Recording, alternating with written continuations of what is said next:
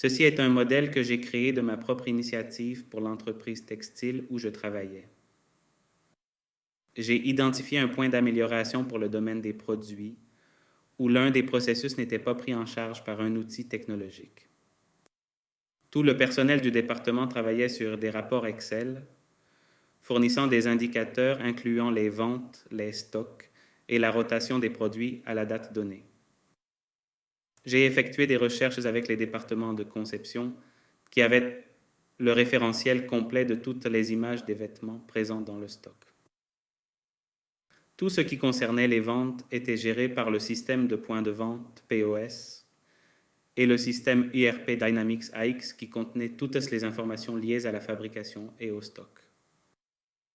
La proposition que j'ai faite pour le département commercial était d'avoir un modèle qui combinait les données du produit avec des images et des indicateurs de gestion, permettant au département commercial de prendre des décisions et de réagir plus rapidement aux changements et aux tendances du marché.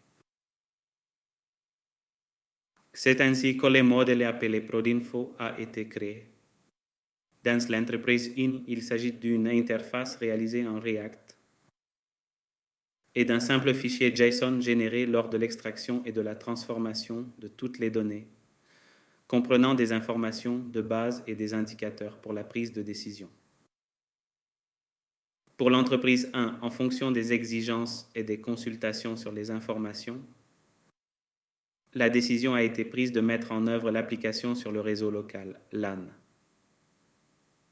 Lorsque les utilisateurs ont besoin de consulter des informations en dehors des bureaux, ils le font via un VPN déjà configuré sur leurs appareils pour accéder aux ressources de l'entreprise.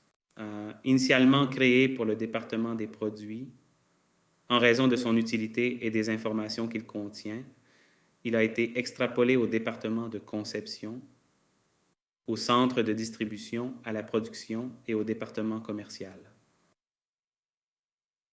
Pour l'entreprise 1, le processus est simple. Une extraction et transformation des différentes sources de données sont effectuées, puis un fichier JSON est généré. Cela prend environ 5 minutes de traitement avec les ressources actuelles d'infrastructure. Le programme est configuré pour s'exécuter tous les jours, assurant ainsi que les informations sont toujours à jour jusqu'à la veille. Lorsque j'ai travaillé pour la deuxième entreprise en tant que consultant, qui était également une entreprise textile fabriquant et commercialisant des vêtements, après avoir effectué des recherches, j'ai identifié le même point à améliorer. La direction commerciale souhaitait implémenter le même modèle, mais avec quelques modifications architecturales en matière de technologies de l'information. C'est pourquoi j'ai dû effectuer une migration des bases de données vers Azure, migrer toutes les tâches planifiées et programmer une API web en C# pour servir les informations à l'interface en React. Pour cette vidéo, j'ai utilisé des données d'exemple pour des raisons de confidentialité envers les entreprises.